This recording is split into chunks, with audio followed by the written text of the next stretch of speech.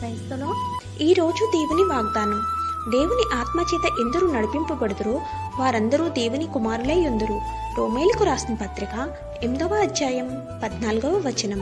ప్రియమైన సహోదరి సహోదరులారా, అరణ్యంలో ఇశ్రాయేలీల కదలిక పూర్తిగా దేవుని ఆత్మచేత నడిపింపబడింది.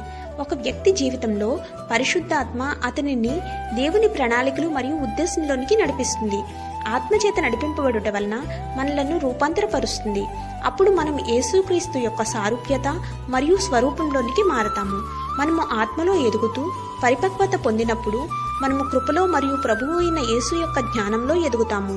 కాబట్టి అలాంటి ఆత్మ నడిపింపు మనందరికీ దేవుడు దయచేయునుగాక.